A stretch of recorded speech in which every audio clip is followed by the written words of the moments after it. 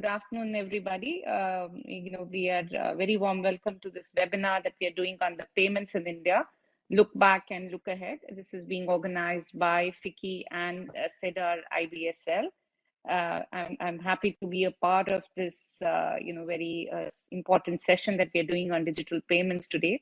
This is a subject which has been a clear priority for us and the FinTech committee that FICCI has been working in this area for quite some time now. In July 2017, FICCI did a conference on digital payments.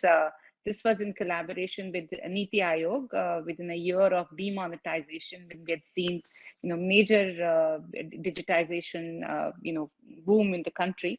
And now, as we have completed about 5 years, we see that Indian digital payment space has seen extraordinary growth in last few years, with the volume of transactions increasing at an annual growth rate of over 20%.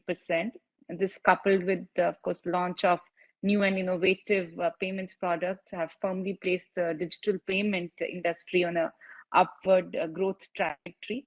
As the digital payments landscape is maturing, RBI's regulatory attention is shifting to the next level of reforms, including the introduction of retail digital payment solutions in offline mode, enhancing transaction limit in IMPS to 5 lakh rupees, geotagging of payment system touch points, tokenization of payments, etc. And merchants form a very important, a cog in the digital payments ecosystem in India. And they are a very heterogeneous group, and isolated acceptance solutions like only cards or only QR will find little relevance in this new digital age. Industry's focus should be on providing merchants with an end-to-end acceptance solution covering cards, NFC, pay by link, QR, UPI, micro ATM, etc. All under a single account with one point of contact for support. And industry indeed is moving in that direction. There's a lot of architectural change that is happening at a very quick pace. We also do see an opportunity in the manufacturing space for acceptance infrastructure. FICCI and PwC had jointly prepared a detailed report to highlight the possibilities on offer for manufacturing POS terminals in India, as well as outline the support required from the government to boost the domestic manufacturing ecosystem in this space. The report was submitted to the government earlier this year. In fact, we are working with METI as a first part to look at the local content in this space, so that might give boost to this industry, hopefully. And also earlier in this year, we had worked in collaboration with the Better Than Cash Alliance, and we organized the Merchant Digitization Summit 2021. This was under the guidance of Department of Economic Affairs, Finance Ministry, as they're very keen to promote usage of digital payments, particularly amongst the women merchants. And we are working with our industry partners from the payments industry to contribute towards this effort. And of course, while the digital payments have become instantaneous within the country, we are seeing a lot of interest in promoting seamless payments across borders as well. Recently, as part of our FICCI Expert View series, we hosted our colleagues from some of the consultancies who shared their insights on central bank digital currency, the current state and outlook. And this was, I think, it was very well received by all the participants. And there are many other facets related to digital payments that we continue to explore within the ambit of the FICCI FinTech Committee. So obviously today's session is also a part of the initiatives that we've been taking in this space. We're thankful to CEDAR Management Consulting team for this joint handover today. CEDAR does bring in a lot of experience on this subject and many other related areas, and I'm sure that we all will benefit from the deliberations. With these words, I'd like to hand this over to Mr. Ram Kumar, a senior partner, CEDAR Management Consulting.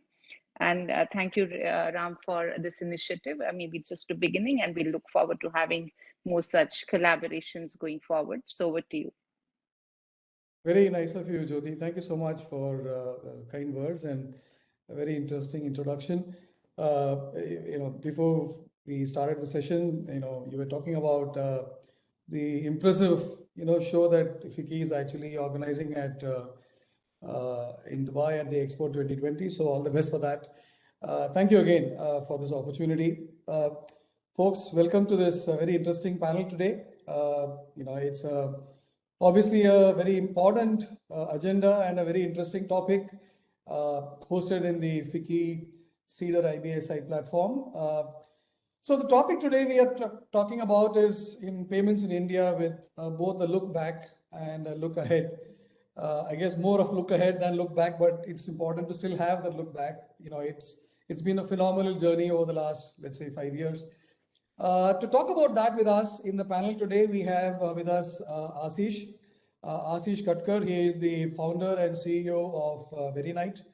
Ashish has been 22 years in the payments industry, previously with erstwhile Canbay, now Capgemini, and with Atra. Ashish, I love the way you articulated your goals at Verynight. Customer delight, people delight, and shareholder delight. I mean, that's very interesting the way you coined out, and congratulations for the 10th anniversary of Verynight, a decade in payment industry. That's indeed amazing, and congrats again on that, Ashish. Thanks, Ram. That's very kind of you. Thank you. We also have with us, Suresh Rajagopalan, CEO of Wibmo, Naspers PayU FinTech.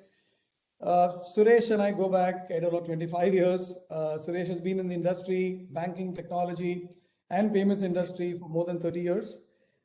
He worked with various banks across different countries, and I've actually had the pleasure of interacting with him, in the UAE, in Qatar, in Egypt, of course, and in India. Before his current role, he was president of retail payments with another payments firm in India. I was just looking up, Suresh, and I didn't realize that you were your topper at St. Joseph's College, which happens to come from the city I hail from as well, Trichy. So it's a pleasure to have you here again, Suresh, and thank you again for being part of this panel. Yeah. Thank you, Ram. Nice to get connected again. Yeah. And with you is the moderator, which is myself, Ram. My name is Ram Kumar. I've been in the industry for about 27 years, 20 of which with Cedar. Cedar is, as many of you would know, is a management consulting firm and also happens to be the parent firm of UK-based IBS Intelligence, which is highly recognized for its financial technology research, advisory, and publications. So with that, let me quickly jump into today's agenda. What we will do is we'll have a quick introduction about what's happening and just setting the context. I'll make a small presentation. But the more important part and interesting part of the discussion today would be a very engaging panel discussion, which I'm looking forward to have with both our panelists here. You would be, as audience, be also actively engaged. Be ready to actually keep your fingers ready to poll on some of the questions we're going to ask you. And we'll also have a session towards the end for audience Q&A, right? So why don't we jump into a first poll before we jump into a presentation? So can we have the first poll, please? You could see the questions popping on your screen. I'm assuming all of you can read this. What, in your view, would be the most important driver in getting digital payments, the rise of digital payments in India? Is it UPI and cashless and cardless transactions? Would it be improved security? Is it the regulatory framework? Or is it the pandemic impact? While we wait for the responses, we'll give another 30 seconds for the poll to close.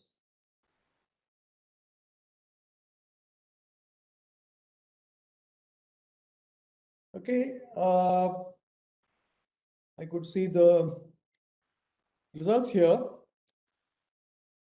There is an overwhelming response in favor of UPI and cashless, cardless transactions. More than 70% of the audience seem to be convinced that is indeed the primary driver. It's not necessarily the only driver, but should I say the primary driver there. So without further delay, why don't I jump into a small presentation that we will actually have before we jump into the panel discussion here. Is my screen visible, Suresh? Yes. Excellent.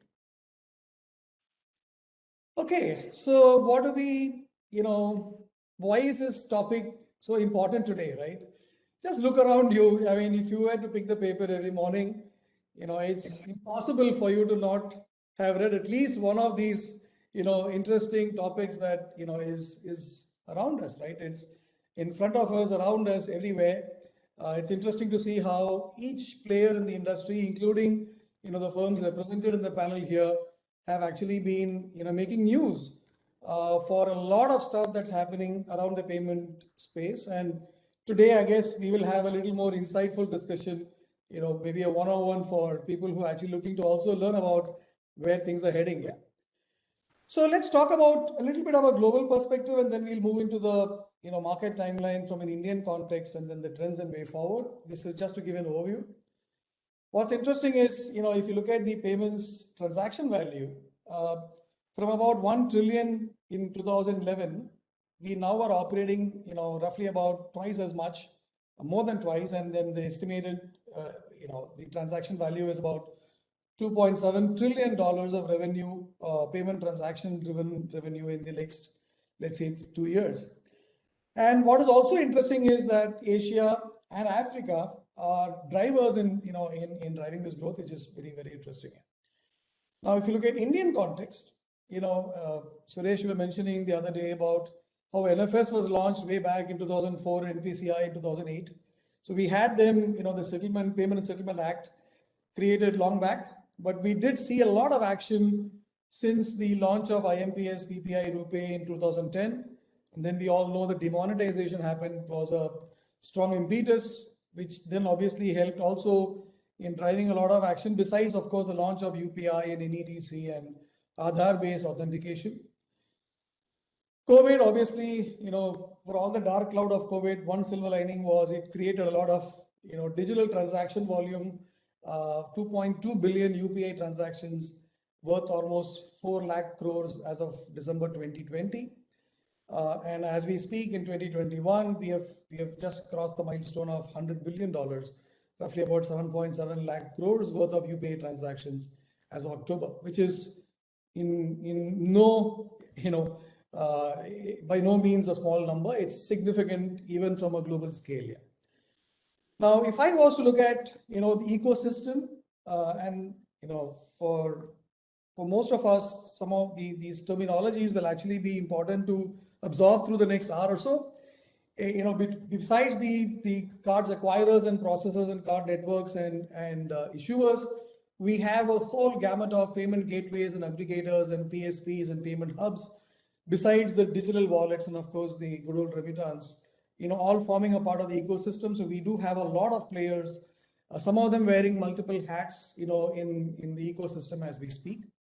And that also has resulted in, as you can see, India taking a leapfrog in terms of its transaction value. I mean, it's estimated to grow at 33% from what it was in 2010 to what it is likely to be in 2025, $700 billion, significant even from a global scale standpoint. And what's fascinating is only half of that is from the financial services.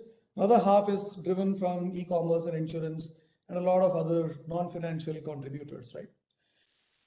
Now, trends, and this is just an initial thought, and we'll obviously pick the brains of our panelists on these trends, but what we see as trends clearly is the QR, QR and cards and contactless payments. I'm sure most of us in this webinar today must have watched that famous, social media post where someone is actually having the bull with the QR code and going around. So it's actually becoming really the viral, concept as we can speak. UPI transactions have crossed $100 billion, as we know. We are talking about the PUE. In February 2020, RBI drafted the framework for retail payments. We'll talk about that later today.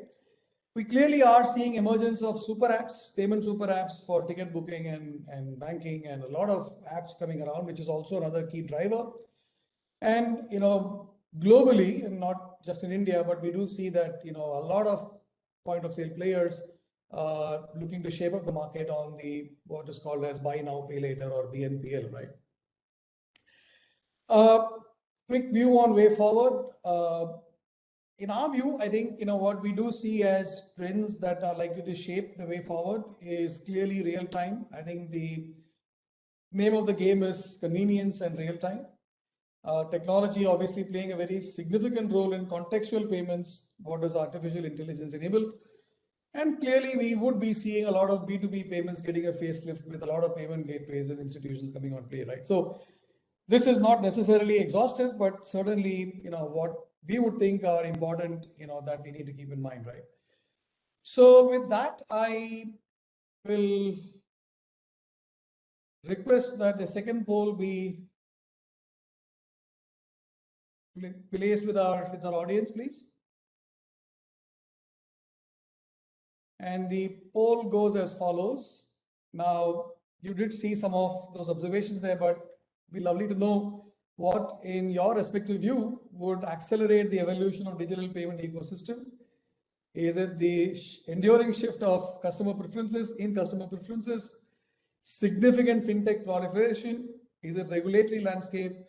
Or is it likely to be the reduction in cost per transaction? Now, I'll give another 30 seconds. There seems to be a stiff competition between two of them there. Suresh, I could see you smile there. Well, I guess we need to close the poll. So 47%, almost half the audience, seem to be choosing the proliferation of fintech as the number one, factor. Well, so with that, on that note, maybe I think I should jump into the discussion with our fellow panelists. So why don't I start maybe with you, Suresh? If you could actually maybe help, share your own background in the payment industry, but more importantly, also talk about Wibmo and what impact it has been making in the Indian context. Thank you, Ram. I think I think you summed up very nicely. Probably that slides should have been at the end of this session. But yeah, nevertheless, I think you touched upon very important aspect of how in the last 5 years India payment ecosystem has changed. I think it was I would just go before even 5 years back, thanks to this Aadhaar, then the Jam Trinity and all of that. I think the identity at the end of the day is a very critical element for payment. So in a digital world, you need to know who you are. So I think from that point of view, I think digital identity and making sure that ensuring that your identity is verified before the transaction happens is a very critical aspect of payment. So Wibmo has been sort of pioneer in that space. In the last 20 odd years, we have been in this space, especially on the authentication space or identity verification space. So today we are very happy to say that almost like 70% of the e-commerce transactions touch or pass through Wibmo ACS servers. So that's almost like 3 billion transactions per annum we process in a year. And like you said, I think the growth volume is almost like 35 to 40% growth year on year in terms of the the digital payment transactions. And again, the people view it differently for digital payment. What you mean digital payments is different from everybody. So in that context, I think the numbers is so high that people predict from consumer internet's payment spend is almost like 300 billion to 700 billion. I saw in your slide, because I noted down somewhere saying that it is $500 billion. So your slide shows 700 billion. So so it just like how it is changing. So I think the reality is we are accelerating at a very clip pace, and you're also seeing the adoption is thanks to many fintechs, payment facilitators, payment aggregators, and every sector is digitizing. So so we are very fortunate to be in the payment space. Wibmo is very fortunate to be in the payment space as part of the larger PayU ecosystem, and it has sort of given us the entire paytech space, not just from the 9 or 9 boxes which you have drawn, I think we operate in all those 9 boxes, just to let you know. So be it on the issuer side or an acquirer or running a largest payment gateway or running the identity space. So we cover all these aspects very well, and not just in India. And as we move across 30 odd countries and over 200 banks and fintechs we support on our identity and authentication space. But we'll cover more as we go along about payments and other aspects. I was very conscious when I was showing that page, and I said, Suresh is going to make a reference that I'm not in one box, I'm in multiple boxes. And that's pretty true, right? I mean, it's very interesting how things have evolved, and there's a lot of gray areas, and the blurred lines are actually becoming more and more black and white. Ashish, I mean, it's fascinating to have you here because it's not just from the context of being a player, but actually you actually being a founder of being an important player in the industry, right? So maybe if you can share with us a little bit of your own background context and also about your firm, your organization. Sure, absolutely. Absolutely, Ram. I mean, it was pleasure hearing about Vibmo from Suresh himself. So, I mean, he put it right. And now coming to a little bit of a personal background, I've been around for 22 years, have experienced this entire payment evolution in India since the time I entered the payment industry. So, see, for all those years, I have primarily been on the technology side of the things when it comes to payments domain. So right from starting as an application developer on a very popular card management system, and eventually moving up the value chain to work closely with the key technology stakeholders from, say, banks or financial institutions, and helping them implement their key business initiatives related to cards and payments. So I've been very fortunate that way because personally, I've been part of 6 credit card launches in India, about 4 different transformation engagements that were undertaken by banks here. So this goes right from the time, say, HDFC Bank launched credit cards in India in 2002. So I've been fortunate enough to see that entire evolution. Now, it was 10 years back that I decided to turn entrepreneur with Veronite, and the whole focus of the company was all about helping these financial institutions, mainly in emerging markets, obviously including India, with their technology initiatives. So as a company now, we are exclusively focused on cards and payments industry. We work with, say, the banks, financial institutions, third-party payment processors, fintechs, even ISVs for their technology initiatives. In fact, today we work with 7 of the 10 card issuers in India, top 10 card issuers in India.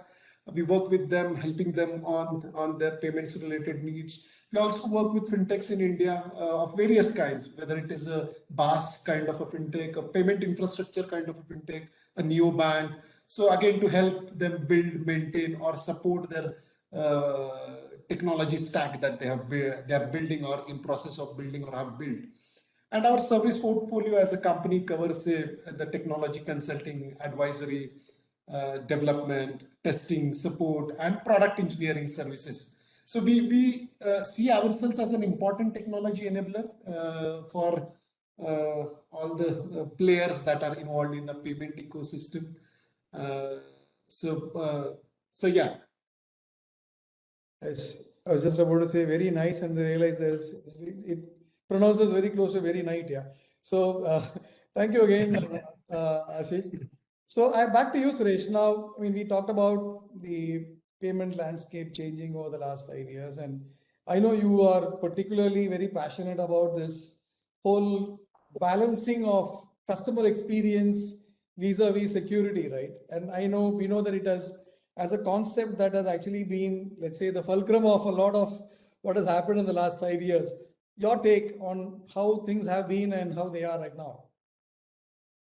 Yeah, I think you touched a very, very, very important aspect, Ram. I think we had discussed this offline as well. I think, right, see, unfortunately, most of the payment industry ecosystem today revolves around identity, the way I explained to you, right? So the kind of identification related frauds and the fraudulent transactions are on the rise all the time, right? So one of the very important aspect for all of this is to make sure that how do we sort of protect that so the consumer interest increases and the adoption increases, right? I think to that extent, I think we have come a long way. I think thanks to the RBI regulation and some of the regulatory requirements, force some of the two-factor authentication and also multi-factor authentication, biometric based authentication, and all of that. So so it has evolved.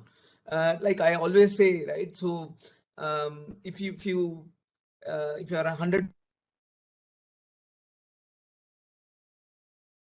right, systems are here to sort of scrutinize these 99 people who are very good and genuinely doing the transaction with a lot of friction, a lot of challenges, and whereas the 1% crook who gets away with whatever, right? So I think the systems are now changing and evolving to make sure that how do we provide a frictionless transactions? How do we genuinely take care of the people who are transacting? I know it is Ram who has been transacting every month on a particular day, doing a similar transaction, making his electricity payment, same time, the same amount range and all of that. If I know all of these data, why do you have to challenge him again and again and ask him to enter OTP and do a biometric and challenge him with more and more questions? So I think the industry and thanks to the proliferation of data which we collect and the amount of data and the device binding and kind of technology getting evolved, so we are able to see that frictionless transaction increasing. So which is the user experience at the end of the day is the cornerstone for payments, right? So if the user experience is pathetic, nobody is going to use this and adopt that. People have people have moved from the typical physical instruments like check and all of that because of the convenience. So if you going to challenge him more and more on this space as well in digital payments, the adoption will become sort of tepid. So we are looking at how do we provide a frictionless transaction flow, and so that the experience, like you said, in the last 5 years, it has significantly improved. Now, one of the factors with the RBI said is below 2,000 transaction. Now it is increased to 5,000 rupees transaction. You do a contactless, no need to enter PIN on the POS devices. Or if you take, for example, on the e-commerce transactions, you don't have to ask for a second factor. Now, there are also factors like tokenization and some of those elements which have come now recently. So it enables, gives the consumer the confidence to do these transactions regularly. So I would say that I think user experience is very, very key for the digital adoption.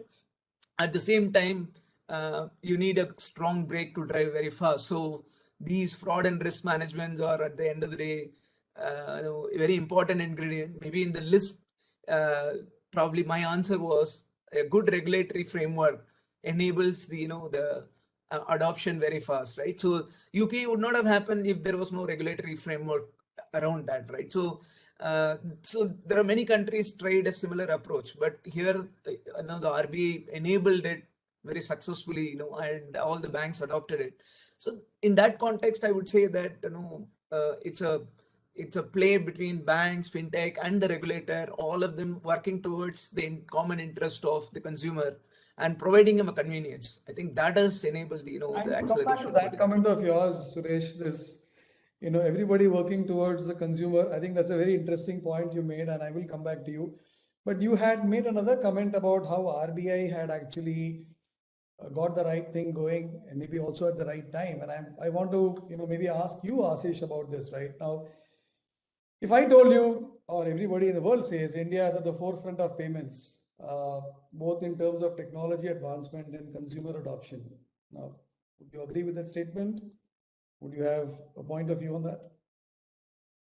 I think it really doesn't matter whether I agree with you or not. I think your slide kind of already gives a view or opinion about it. So if still you insist on an answer, I'll say absolutely, Ram. I think there is no doubt about it. I think India has been at the forefront of global innovation in digital payments, and I think definitely it can lay a strong claim on both these aspects.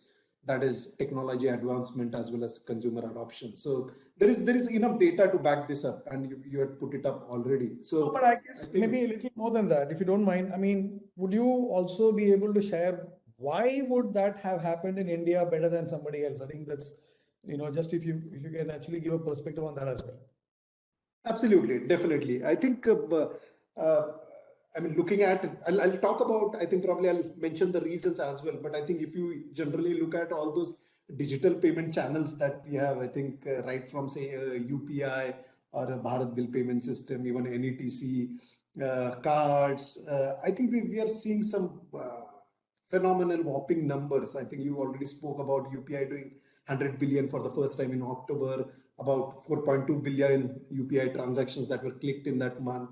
And since the launch, it's almost 5 years now. So it was launched in 2016. It has exponentially grown since those 5 years in terms of volumes, percent, P2M kind of payments, which accounts almost are 40 to 50% of that, has become a preferred mode of payment for us as consumers as well, both online and offline merchants. So even apart from UPI, I think if you look at IMPS, that has also touched all-time high in terms of number and value of transactions. I think even from a cards perspective, that's something we've been doing a lot of work in. We've seen debit credit and both credit card numbers are really going up. I think in last 5 years, we have seen credit cards growing from 20 million to about 60 million now, and debit cards from say about 550 million to 800 million now. So the numbers are really growing up. Although on card side, I believe there is a definite scope of improvement. I think our card penetration is low, and that needs improvement, not only say from a numbers perspective, but from usage as well. So, so generally, I think if you look at any of those payment channels, we are really doing well. And even from a customer adoption standpoint, I think we are doing exceedingly well. Now, you said what could be the possible reasons. I can easily point it out to 3 factors probably.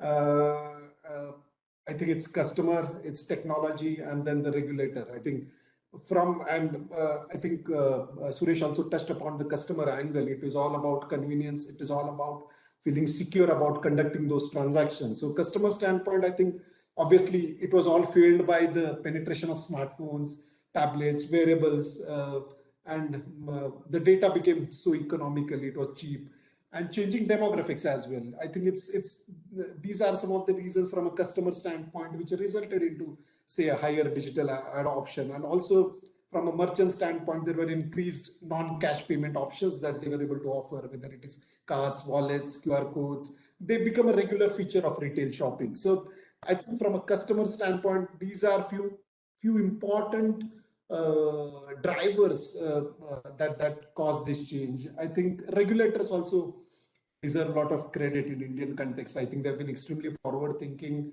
thus allowing and promoting these rapid advancements from customer experience perspective, but also without compromising on the security. So I think RBI definitely has pushed a lot to growing use of these electronic payments and truly establishing a cashless society. And I think technology, we shouldn't forget that. Banking and telecom are 2 businesses which are heavily dependent on technology, and these rapid advancements that we have seen in last 5+ years, whether it is say growing adoption of cloud, API, microservices architecture, API-driven services, process automation, artificial intelligence, they are all helping to make payment processes leaner, more agile.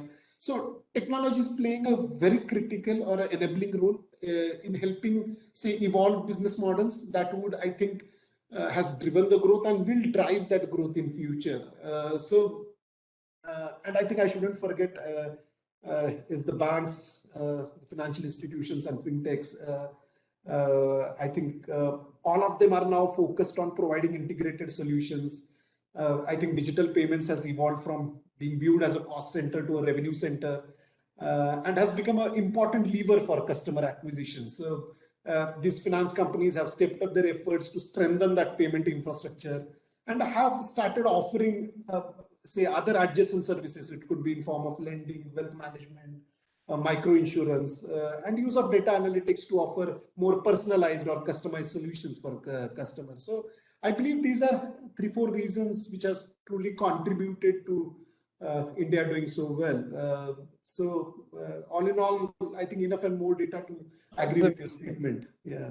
Want to add, Bram, a couple of points on that. See, if you look at the number of SaaS companies have gone up, right? Because people, instead of spending on a capex mode, and the majority of this is now you can try it out very quickly, So and fail fast, probably doesn't work and you change, or the supplier is no good, you can change. So all of this is sort of gives them the confidence to launch a newer solution, right? New payment flows happens. So one of that, and second is that the cloud, because at the end of the day, like you said, the technology earlier, if you have to buy a platform, end-to-end is one aspect. Now those entire platform is broken down into microservices, and one other service can be enabled. Correct. Powered, right? So the ability of these 2-3 factors also added, and then last one is the cost per transaction, because at the end of the day, all of this is again helping the consumer to pay less for the transaction. So I think these are, as he articulated, these are very moving away from being a cost center to a revenue center itself summed it up, right? But I guess across in the last 10 minutes, both of you have made references to, 4 different types of players, right? We are talking about banks, we're talking about fintechs and technology players, we're talking about the regulator, and we're talking about the consumer. So Suresh, if I was to ask you, if you were to look at the whole situation from their respective perspectives, and what payment landscape transformation has been and will be, how would you actually view from their perspectives, from a consumer's perspective, or a fintech, or a regulator, or a bank? I think it's all of us. I mean, whether it is banks, fintech, and everybody is trying to work on the same consumer. So the consumer comes first. Like he was talking about customer delight or whatever. How do we make sure that the consumer comes first and he's at the center of what we do, right? So in that aspect, so how do you make how do you make the entire process of digital payments very contextual for the consumer, right? So if he is in a particular country, he can still do the similar transaction which he would do it from his hometown. Or for example, if he is in a different time zone but still operates and then completes the transaction which he would have done it in his regular time zone. Or for example, if you are using a particular device and you change the device and you still allow him to do. So the context changes for the consumer, but he completes the same transaction with a similar experience without sort of giving the siloed view, and he has a very unified view for his payment experience, right? So if you look at, I'm just narrowing the whole concept into a payments. If you take consumer payments, like anytime, anywhere, whatever we have been talking about, Ram, for the last 25 years, I'm sure you have made several pitches to me as well, and I have also done the similar thing. So all of us still, we are talking about anytime, anywhere payments, and how do you do that and all of that, right? So if you look at that, even today it is the same. It's the context, and the context, everybody, the payments becoming contextual, the authentication becoming contextual. So here the whole amount of data elements and data-based, or using data to provide that kind of a service. And the regulator, earlier people used to tell regulator is like a cop who comes at the end of the movie to arrest a thief, right? So but here it is a very different. They are enablers. Today the UPI is one such example, or the Aadhaar is one such example. It's enabled a new ecosystem to thrive. Now I'm very confident that the tokenization has come in place, so you will see further acceleration of payments. So so it is a very nice play between regulator thinking ahead and and see what needs to be done to enable these infrastructure to work properly for banks, and so that the consumers are safe to adopt some of these digital channels, be it even a simple USSD based mobile services to typical old Java mobile to the latest mobile gadgets to probably a new phone which could come in few more years to come. So one set of device ecosystem being supported, adopted, and facilitated in all aspects, be it in terms of manufacturing, in terms of support services, and security layer. And look at this from on the infrastructure side. The the India stack was built, which is providing the cash plus consent layer, providing a consent for you to access your accounts, statement of accounts, and things like that. Phenomenal success, right? If you are enabling that account aggregation, or OCEN, which is the Open Credit Enablement Network, and things like that. So regulators are thinking ahead of the these many of these players, or they are at least working very cohesively with these large tech and then the banks in a way to facilitate the consumer's behavior, right? What I mean, like Ashish mentioned, today the credit cards growth today is shifting to buy now pay later, because the number of credit card customers are less.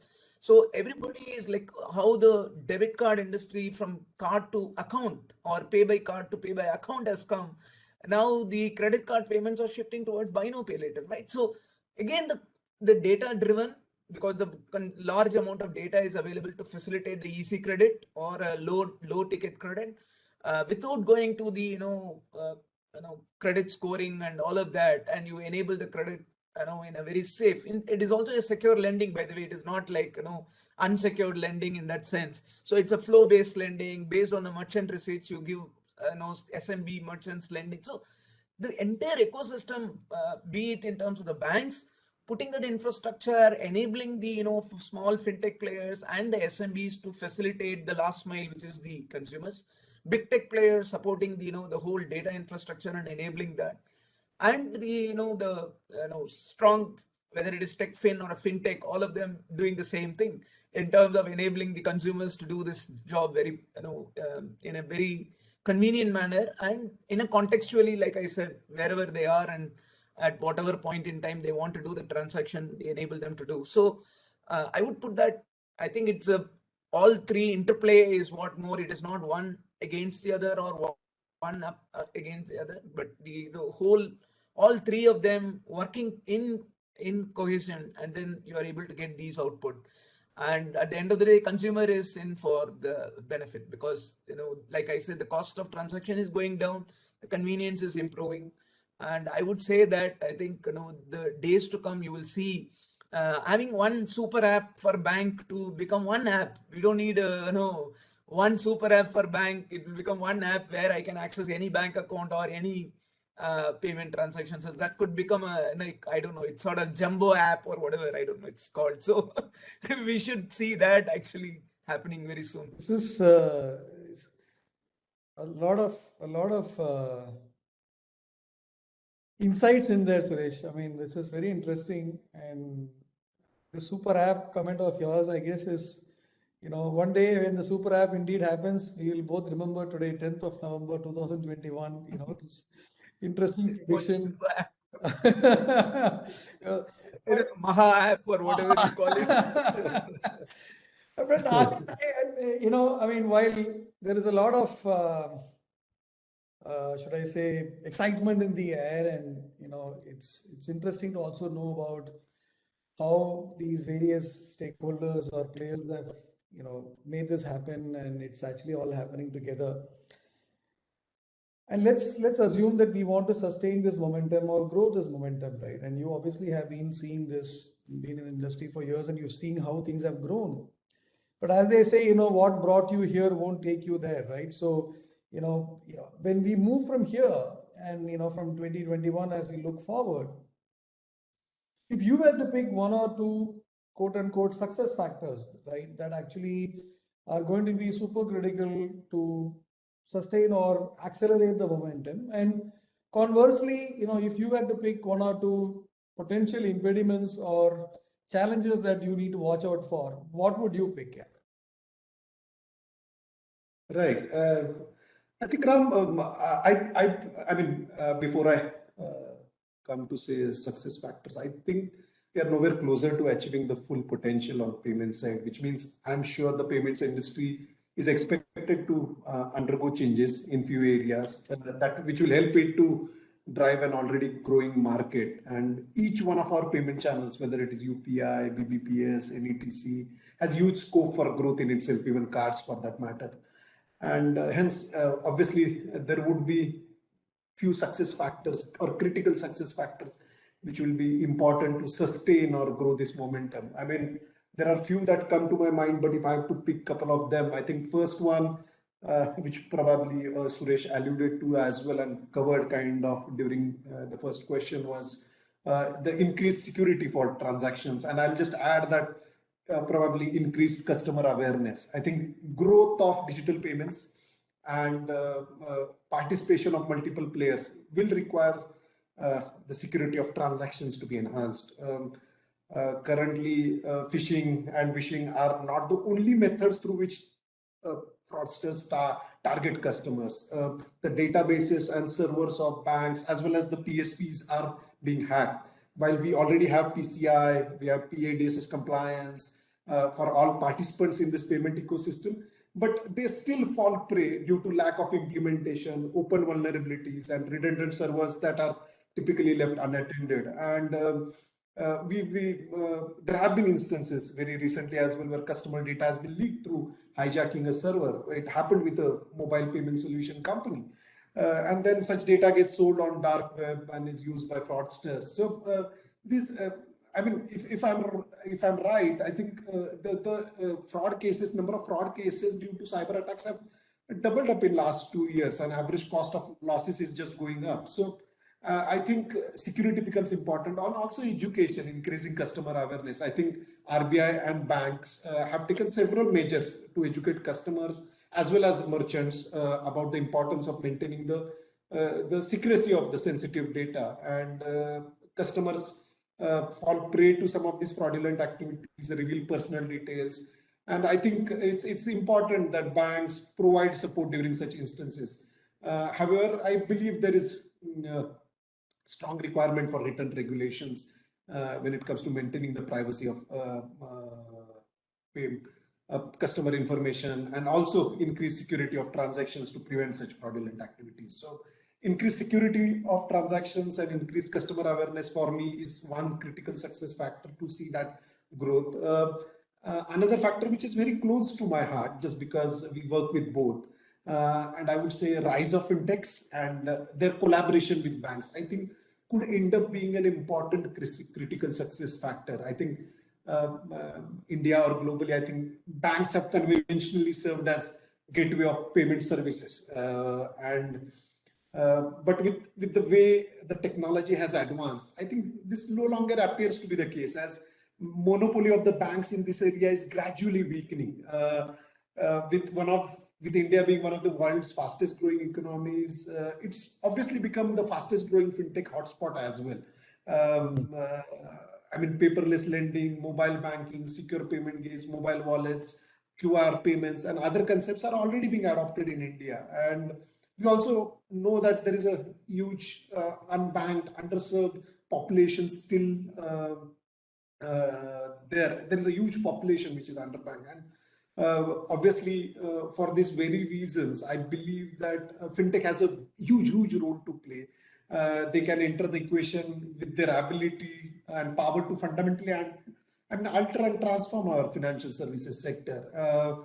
I think while the fintechs are rising, I think their collaboration with banks for, say, rolling out some innovative products, some customer-friendly products, will continue to boost the growth for digital transactions in this company. I think there are enough and more use cases for them to solve individually and together as well. So I believe these could be top 2 reasons that I would like to highlight could be the critical success factors. I believe even relooking at some of the regulations and looking at some new avenues could also play an important role to sustain or even grow the momentum.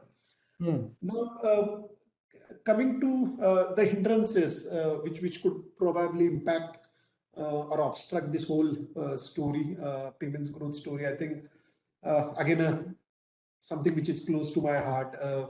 I would say technology and operational readiness of the financial institutions and payment companies, that could be one important hindrance. see, what has happened is customers' digital expectations have risen, and that's an opportunity for financial institutions and payment firms. But what has happened is the readiness, operational as well as technology readiness, is not there. It's becoming very apparent that there is now need to explore new business models as well as revenue streams. So their priorities have to be very clear. I think technology transformation is need of the hour. There has to be push to reduce cost of payments. I think Suresh also covered it. Reorient from, say, a capex model to an opex model. Now that's absolutely possible with the advent of cloud, and there is need to build resilient systems, to cover those business and operational risks. Also ensure that you design your systems which are capable of handling capacity for the future growth of payment transactions.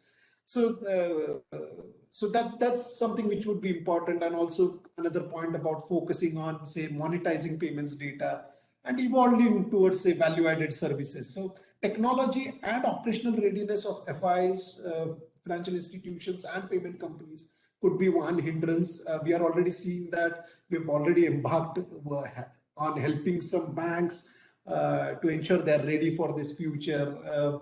And I think, again, another point that I would like to reiterate would be improve data security. It's something which is of paramount importance for banks and financial institutions. The system should be implemented to ensure active monitoring to prevent those data security breaches. You see security both as a enabler, a success factor, and also as potential impediment if it is not addressed well, right? I mean, absolutely.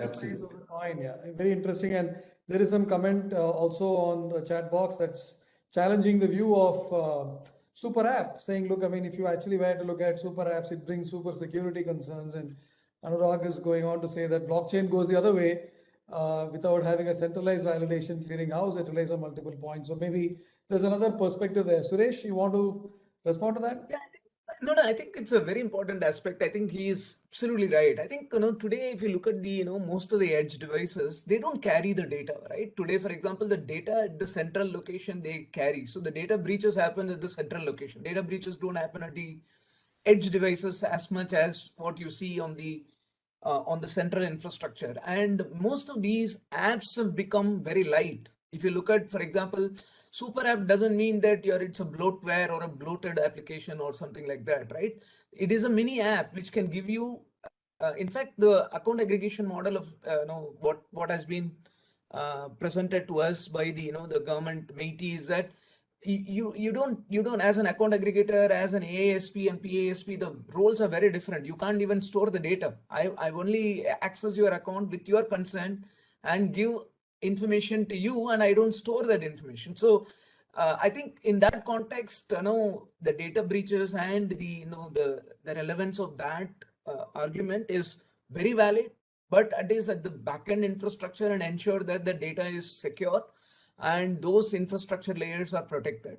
I think the second point, which is on the blockchain or a distributed application, I think it's super important because the way the kind of I just wanted to give you one small example, right? If one e-commerce transaction, for example, today it touches almost like 10 different entities, right? So when I tell my team, for example, if one e-commerce transactions a consumer attempts, and if it fails, for example, you see how many players at least know the seller in the marketplace, the marketplace provider like Amazon or a Flipkart, whatever, and then the acquiring processor, acquiring bank, then it is in players like us who provide the security and then switching, the SMS gateway provider, and then the issuing bank and the issuing processor. The 7 or almost like 10 guys get impacted if you fail one transaction. So it is a question of making sure that this many entities do their job very thoroughly, successfully, securely for one e-commerce transaction to go through for the consumer, right? And it has to happen at maybe 4 seconds, 3 seconds, because they don't want to wait. So if an SMS reaches after 4 seconds, you would have moved on. You would have closed the browser and moved on to the next purchase, or you would have gone to another site. So This is where some of the distributed technology ledger DLT kind of a solution can emerge, where you will be able to see the frictionless transaction flowing across between the consumer to the issuer and the other way, right? And today, whatever talking about the same, I think it looks to me that it is not the message getting transacted now. Even the actually hit the account of between banks will happen real time, right? So the real time payments will become real time. It's not just the message flows between the banks. So as real as it can get, yeah.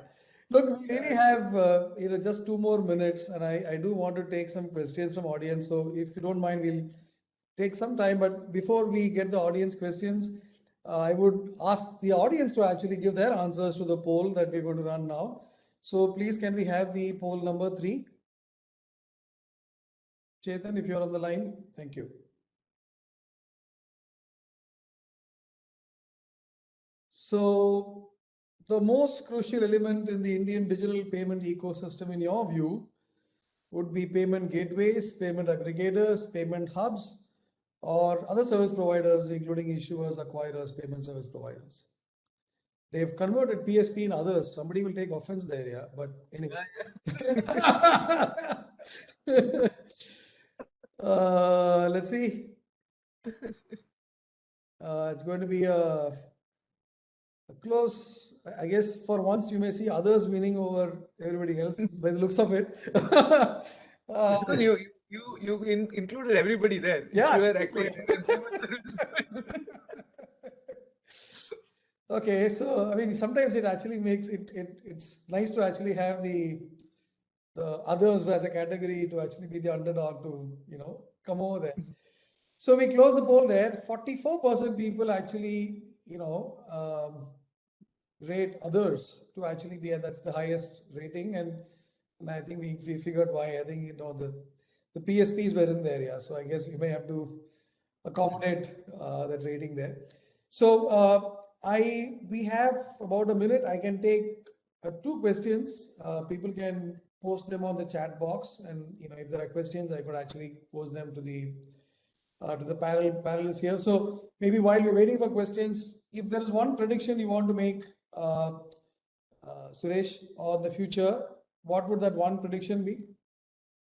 I think more than the prediction, Ram, I think there are 2-3 things which I think very important for success of digital payments in the country. One is, like, I think partly Ashish touched it, is the anti-fragile architecture, right? Because today the architecture in the payment systems within banks, issuers, or on the acquiring side is very, very broken and silent. So if you are able to provide an anti-fragile architecture for scale, availability, security, and all of that built in, I think that is one of the very fundamental factor for a successful e-commerce or a e-payment transaction. The second is, I think, the zero trust network. I think the fraud will happen. It is not that you can prevent every kind of fraud is possible and things like that. I think the amount or the ability of these participants, the players, whether it is banks, the issuers, acquirers, all of them to share that fraudulent data or ability to provide that information in a common place, provide kind of a network-based consortium, data network consortium, which is very common in many other countries. Probably in India, we need to bring that because of the data privacy laws and things like that. Probably it is taking a little backseat. But if you are able to anonymize the data, but if you are able to provide that kind of a data consortium view, our ability to prevent frauds will be, a good way to sort of promote the digital payments. Okay. The third is very important. I think he touched about on the native language, right? Because I think India being a very diverse country, and we can't expect everybody speaks English. So if we are ability to do the, these, multilingual or a, native language processing, could be, or a natural language processing, whatever, in their own native language, if you're able to do the transactions, or voice-based transactions where you are able to do a voice-based authentication and make a payment, which is becoming, people who can't read and write can still do the transaction in a, like the QR code, how it has transformed like the way you have the viral video which you are talking about.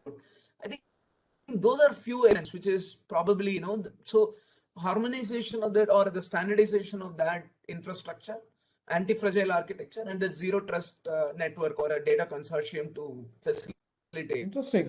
Anti-fragile architecture is Payment very industry important. will absolutely. And democratization, as you're pointing out. There is a question here from Ashwin. Maybe I'll pose this to Ashish. What is your view, Ashish, on customer transactions? If charges were to be applicable for some of the easy to pay methods on UPI and contactless and so on, what will happen here? Yeah, absolutely. I think cost to payments, I spoke about it. I think, unfortunately, the payment companies will have to focus on reducing the cost to payment, cost for payment. So, charges, I know the whole UPI related growth somewhere, the 0% MDR has a role to play in it as well, which kind of has disappointed the other important players as well. But if we have to have certain costs associated with payments, it will definitely have an impact for a cost sensitive market like India. So I think payment companies, everyone associated, will have to look at bringing down the current. You see the cost per transaction, it's unidirectional and it is southwards, yeah? Absolutely. Unfortunately, yes. That is for the retail customer, but what about the corporate banking customer? Suresh, another question from Justina. This one, the last question for the session, I'll probably pose it to you, Suresh. What is the status quo? I mean, what's the status quo of digital payment in corporate banking? What's the potential for that in corporate banking? Yeah. I think it's phenomenal. I think you also presented in your like 3 important elements like instant payments or a real-time payments and then the B2B payments. I think the corporate banking, I think the one is the size of the ticket is so high. Again, it all boils down to whether is it hitting the right account or right beneficiary, and also some of these anti-money laundering rules and things like that comes into play. So those infrastructure related to anti-money laundering or I mean, we all know when you're in a bank, when you want to receive a payment, it's not so easy. You need to go through multiple screening filters to hit the beneficiary account. So on a real-time basis, if you want to do this filtering, the compute infrastructure has to be super efficient, right? Because today, even in a retail payment where we don't do all of that, the compute infrastructure gives you or breaks somewhere, and you are able to. That's a reason still some companies do reconciliation as a software, and we're still surviving on some of that, right? So, so if you just imagine a situation where in a large ticket or a and that transaction did not reach, or it has reached wrong hands, or it has it should not have hit, but it has hit the account. So some of these are very, very, on a real-time basis, if it has to be done, the current infrastructure is not capable, or it has to be, the technology has to sort of evolve. And it has, I mean, many players have done very well, but I think a lot more to be done. And then the settlement infrastructure, right? Because today, like we talked about the settlement infrastructure, whether it is still a T+2, people are moving to T+1, some banks attempting on a same day settlement. Just imagine, where money reached and a large amount of money transferred from bank A to bank B and waiting for 2 days to receive the funds. It's not a very super efficient model, right? So, and people rely on still some countries, the Negotiable Instrument Act, where, for example, Czech is still a Negotiable Instrument Act, and probably, they penalize, right, based on the, post-dated checks and things like that. A similar kind of a model has to evolve, right? Or a digitized version of penalizing, all of that, right, has to emerge. Some of this probably is, how it has happened on the regulatory framework on the retail side. Probably these has to happen. Things are happening. That is why these DLT and blockchains and some of these are going to be, the next big technology which will enable. I mean, look at that today. Whatever we are talking about, the money flow or a flow of funds, still 80% is corporate in terms of the value, right? if you just talk about, I read somewhere one of the networks, very large networks or a scheme operator, they mentioned about $185 trillion flow, out of which only $25 trillion is retail. $160 trillion money flows on a B2B payment. So it's a huge opportunity. I mean, it's big institutions, and obviously we are talking about serious money. I think it also comes along with it higher security and as we talked about AML and considerations that are important to keep in mind. But look, I mean, as they say, all good things have to come to an end, and I mean, I can go on. I think this is a topic that actually, I guess, we would love to actually continue the conversation, but unfortunately, we do have some time constraints. We already spilled it over by 8 minutes. Thank you again, Suresh and Ashish. It's been wonderful talking to you. Thank you, Vicky, for helping provide this platform. That obviously, we've had a wonderful time discussing, and hopefully, the audience have nice things to take away from this conversation, which I certainly did. Thank you again, Suresh, and thank you, Ashish.